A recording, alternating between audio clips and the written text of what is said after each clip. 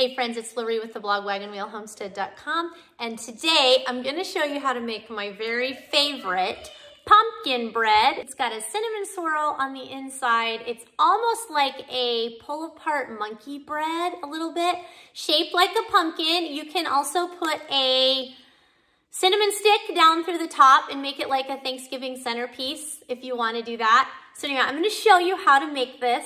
It's so good. It's very similar to my artisan sourdough bread that so many of you have told me that you love the recipe and it's worked out so well for you. So we're gonna make this super yummy bread today. So come along and let's get started.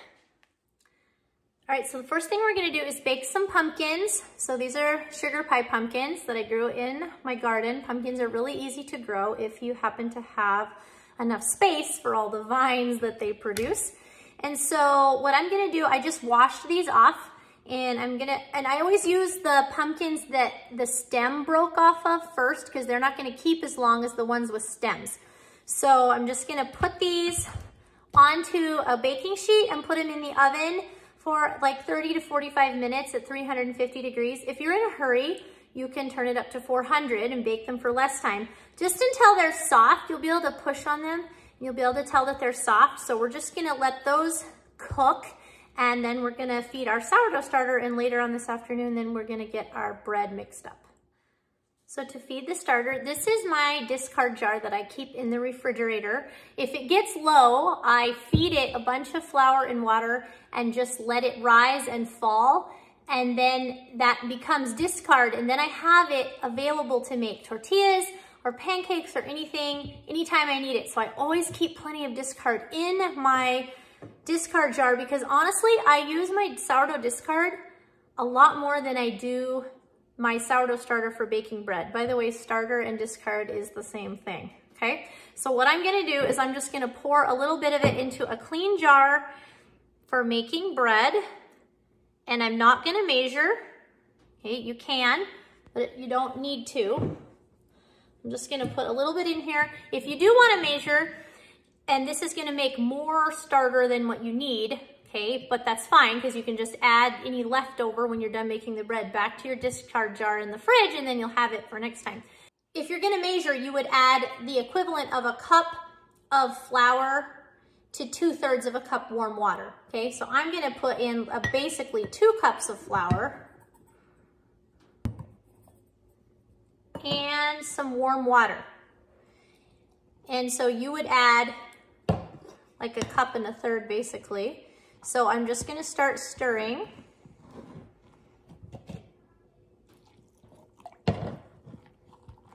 I'm never afraid to make too much discard because there are so many things that you can use your discard for. But for this particular bread, it's best if we have happy active starter. Now, if you're in a big hurry, you wanna make this without active starter. If you wanna make it with discard, you can. The crumb is not gonna be as open, and it's gonna take a little longer for the bread to rise and get happy, but you can sure do that if you have forgotten to feed your starter. But it's morning time. I'm gonna get the pumpkins baked, feed this starter, and I'm using warm water. That will help it to rise and get happy faster. I'm gonna also set it in a warm corner in my kitchen and let it rise until this afternoon, and then we'll mix up our bread and then put it in the fridge overnight, and tomorrow morning we will bake pumpkin bread fresh, bright and early, and it's gonna be amazing. So whenever you stir this, you wanna make sure that you get the starter from the bottom really incorporated well. Push down everything from the sides, okay, just like that. Clean off your spoon as best you can. And then I'm just gonna cover this with a cloth or with even a loose fitting lid in a warm spot in my kitchen. And when it's super happy, then we are going to make bread. All right, so the pumpkins baked and then I just let them cool. I'm just gonna pull the skin off. These have been sitting outside to cure for a while, so the outside skin is kind of dried. So it comes off a little tougher than if you have a fresh pumpkin.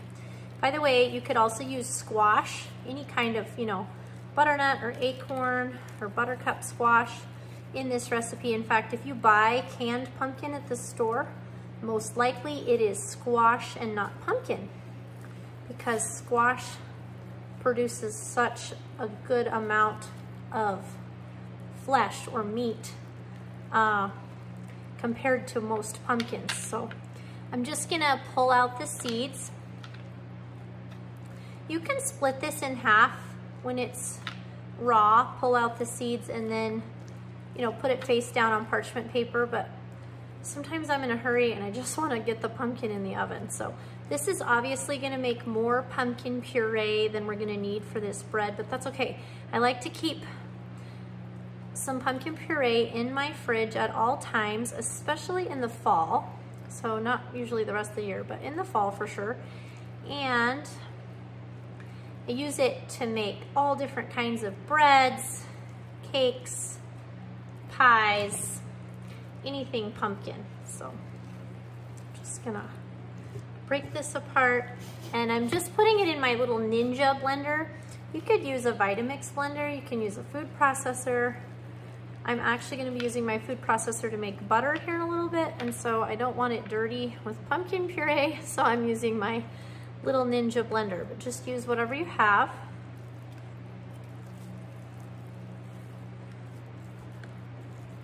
And let's get this one peeled also. My kids actually like this job normally. Anytime they see a pumpkin cooling on the stove, they think it's fun to come by and start peeling it. So that's kind of fun.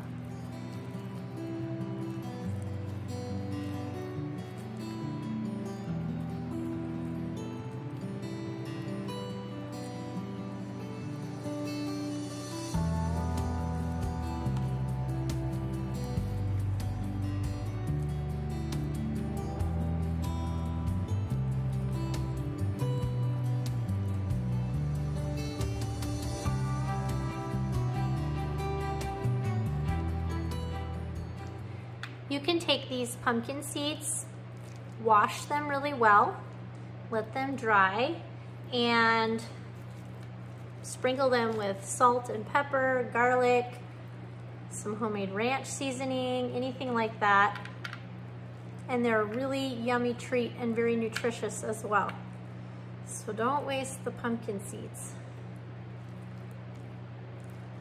It's always amazing to me how many seeds there are in one plant.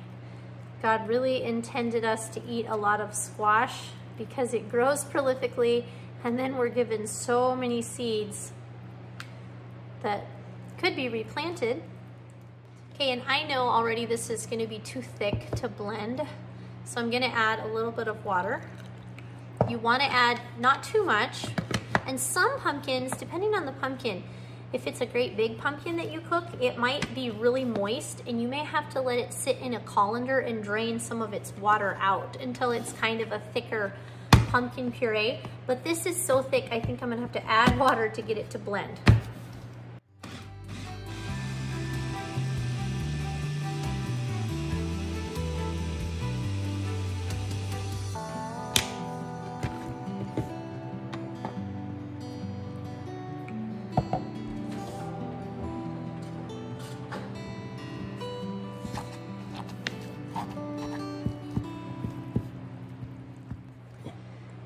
All right, it's nice and creamy, so I'm just gonna put it right here into this dish so I have pumpkin puree for anything that I need all week long.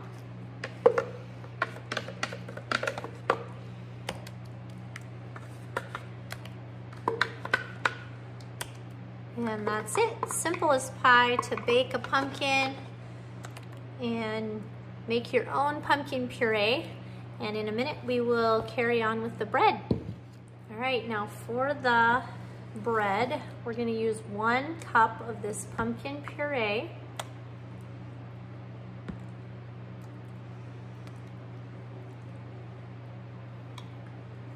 Try to measure a little more than I usually do. 1 cup of pumpkin puree. And by the way, the full printable recipe for this is on the blog wagonwheelhomestead.com, along with lots of other sourdough recipes. So be sure to check that out. Then we're gonna do 3/4 of a cup water and 1/4 cup of maple syrup.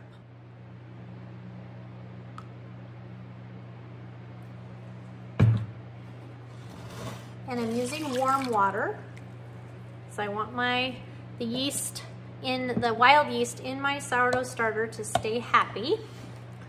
And then we're gonna do 1/2 cup. There's the starter that we fed earlier. See, it's overflowing as usual. So we want 1/2 cup of sourdough starter.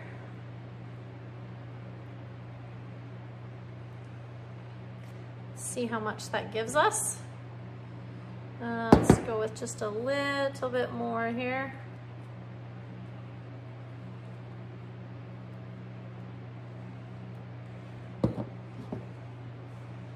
There we go, 1/2 cup of starter. Okay, and we're gonna just mix that together.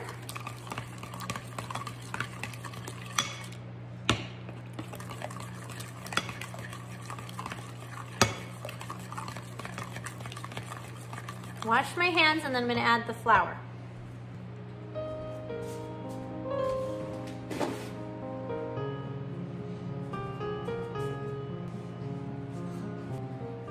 Okay, I added 3½ cups of flour. You can use all-purpose flour or bread flour. Either one is gonna work. The bread flour obviously will make a happier bread, but all-purpose flour will work just fine. And I like to get my flour from Azure Standard if I can. And so I'll put a link for that in the description box below. It's a great way to have flour on hand in stock in your pantry. And from flour, you can make so many things. And of course, if you make them with sourdough, it's much easier for your body to digest. There's a lot of people that are diabetic and gluten intolerant that can handle things made with sourdough, especially if they are long fermented. So sourdough is not just a health craze or something fun to do. It really is much, much better for you and something we all should be eating as much as possible. So I'm just working this flour into the dough, similar to what a mixer might do. This recipe is very similar to my artisan sourdough bread recipe, and I will try to link that here. So I'm just stirring this in really well. And we're gonna just let it set for a few minutes, and then we'll come back and add the salt and start our stretch and folds, coil folds and all the things. Then we're going to put this in the fridge after we shape it overnight, and then in the morning, it'll be ready to bake. It will be kind of sticky. The pumpkin makes a much more hydrated dough, but it's a very beautiful dough to work with in the end. So be patient with it. It will get less sticky as we work with it. It's been just a few minutes and we've let this just auto-lyse, if you will, which that's just a fancy term that means the flour and water had a chance to really soak into each other. So now we're gonna add the salt. Just about a tablespoon of salt. And I'm just gonna kind of work that in with my hands, similar to how a mixer would knead the dough. You can see already it's less sticky because the flour has absorbed a lot of the moisture.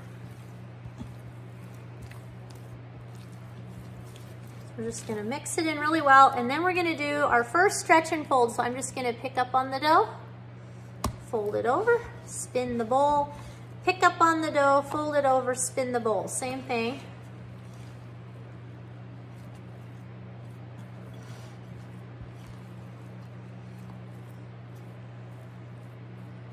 All right. And I'm just gonna cover it back up with a cloth and leave it for a few more minutes, and we'll do a coil fold. All right, we're gonna do our first coil fold. So we're just gonna reach in here, pull straight up on the dough. And as soon as it releases from the bowl, we're just gonna slap it down, turn it sideways and do the same thing. This is just developing inner structure in the dough. So what you want with your sourdough is you want to develop lots of little folds, lots of layers of dough, and then when it's in the oven and it bakes in the heat, it will really have good oven spring and make it rise really nice. It really gives it a fun pumpkin shape. So we're just picking up, and I'm just gonna leave it setting just like that. We'll do a couple more of these and then let it rise. All right, I'm gonna do one more coil fold. Now you can take this out and do a lamination. You can do some more stretch and folds. It really doesn't matter, but I wanna let it sit on the counter here and raise for a couple of hours before I put it in the fridge. And so before it gets too much later, I'm just gonna do one more coil fold and just leave it be. And you can see it has pretty good texture and structure, and it holds together really well. It's still a nice soft dough from the pumpkin. So I'm just gonna cover it over and leave it set here on the counter for a couple of hours to bulk ferment. All right, so after a couple of hours, it's puffed up considerably. It's actually pretty cold in my house, so really I could probably leave this on the counter till morning and it would not over ferment because it's, you know, it's fall time here. But if you're making this when it's a little bit warmer, you know, a couple hours of bulk ferment is probably gonna be fine. You wanna err on the side of less versus more, and we're gonna continue to let this ferment in the fridge overnight. So what we're gonna do before we do that is we're gonna shape it.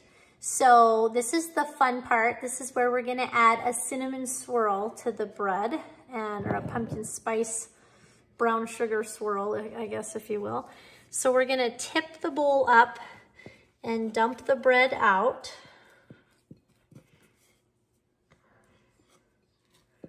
Just right onto the counter will be fine.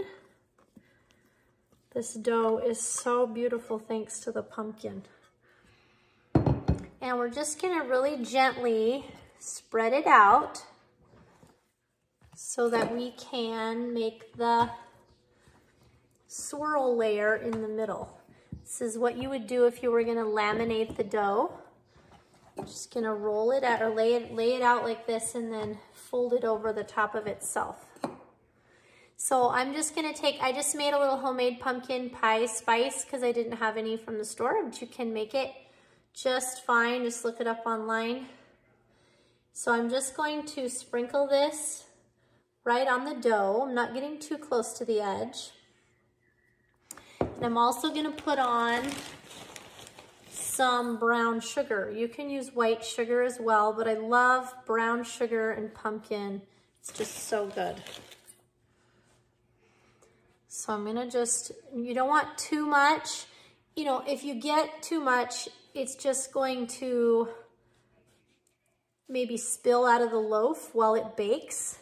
And that's fine. Sometimes it can burn on the edges. The sugar can just a little bit. It still tastes really good. It just won't look quite as pretty. But I'm trying to make it super pretty for you. So we're going to fold this over a third and fold it back over itself a third, just like that. Try to do it quickly so that I don't lose all the sugar. Okay, and then we're gonna put another small layer right here before we roll it up.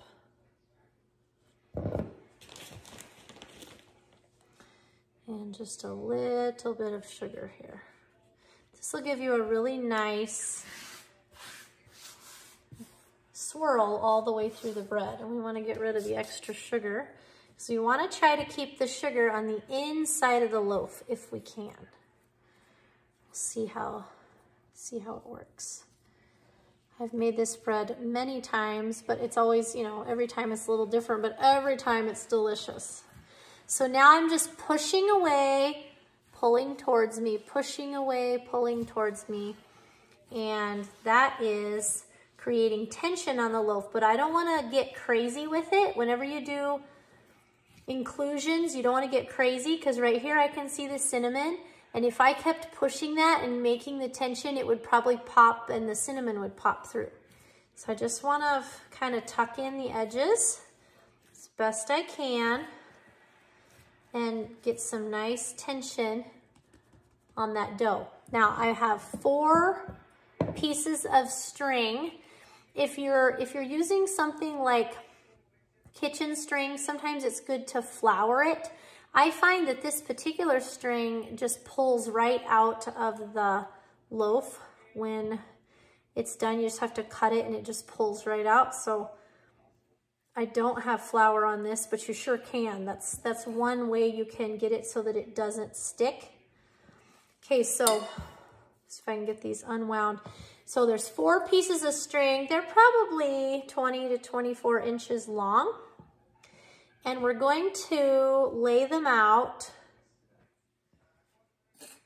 in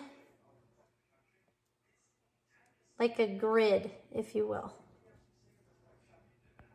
And we're going to try to make them all cross in the middle.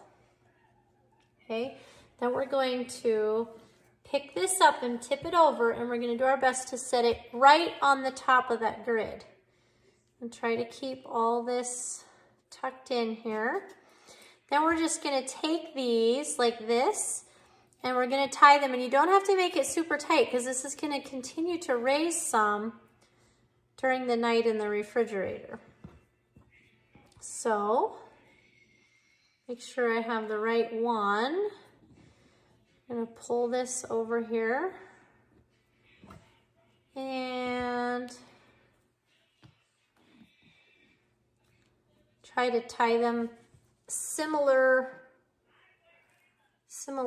in tension. Okay, and this is going to make it look sort of like a pumpkin.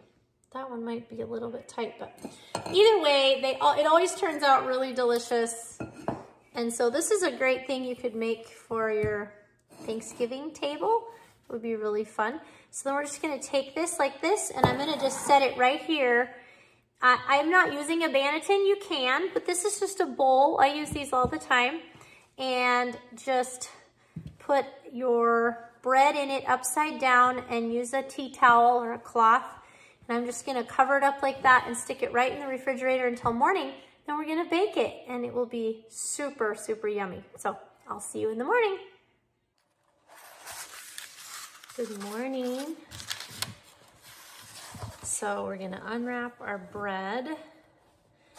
And I'm going to use a little bit of rice flour.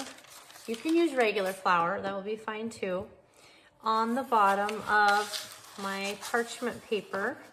I'm just going to tip this out. You can see some of the sugar and the pumpkin spice leaking out, and that's fine. That's the yummy goodness that we like. Just gonna give it a light dusting of this flour and use my little scoring lame, and I'll link one of these in the description box below. And you can just use your creativity. I'm just gonna put some little scores on the edge of each little pumpkin groove, if you will.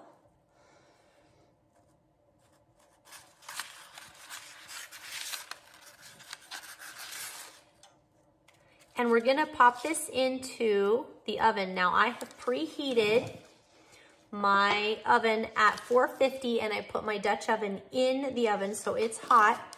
Then I'm gonna pull this out and put it in the Dutch oven with the lid on, and then I'm gonna put it back in the oven and reduce the heat to 425. And I think actually I'm gonna drain off some of this juice if I can.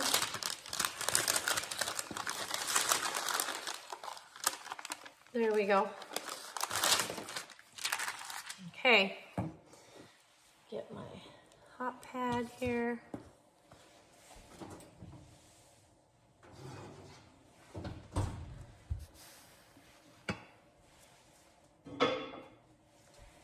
And it's steaming, as you can see. We're just gonna pop this right in there. Stick this over the top and put it right into the oven.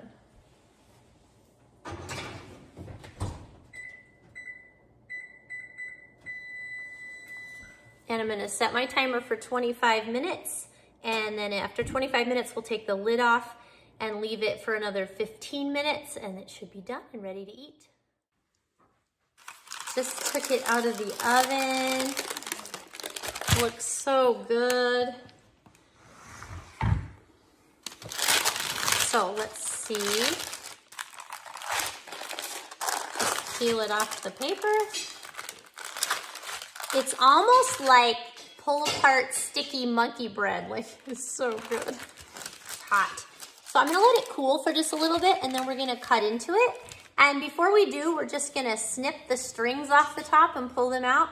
And if you wanna make this for like a centerpiece, you can also take a cinnamon stick and stick in the middle. That's a super nice way to present it. I'm not gonna do that because we're just gonna eat it right away. But it will let it cool for just a little bit, and then we'll cut into it, and I'll show you what the swirl looks like on the inside. Just gonna use a pair of scissors to snip these strings. Remember, there's 4 strings that we put on here, so you wanna find all 4 strings. And I'm just gonna pull them out of the bread. And actually what works best usually is if you flip it over and find the spots where you had the knots underneath, and then you can just pull them, and they pull just right through even the sides or the middle of the bread, wherever they ended up as the bread rose. Let's get a hold of this one here. And they just pull right out without any trouble. So there's 1, 2, 3, here's the 4th one. I think it came apart though, because there's a piece of it right here. It's worth it to make it look like a pumpkin. And by the way, you don't have to make it look like a pumpkin. You can still make it and just do it, you know, a regular round shape. Okay, so now let's cut it, and let's look at the swirl on the inside. It's still a little warm. I probably could have waited a little longer, but that's okay. So look at that perfect swirl all the way through the bread, and it's so good, you guys. I can't even tell you. You have to make this. Even if it's not fall, when you watch this, go get a can of pumpkin from the store and make this bread, because you are gonna thank me. It's so, so super good. Anyway, thanks for coming along with me today. I hope that you enjoyed this video. And if you have any questions on your sourdough journey, any questions at all about how to make sourdough, how to cook with it, or how to grow your own food, preserve your own food, cook from scratch to reduce your dependence on the grocery store, please hit that like and subscribe button, and we'll see you in the next video.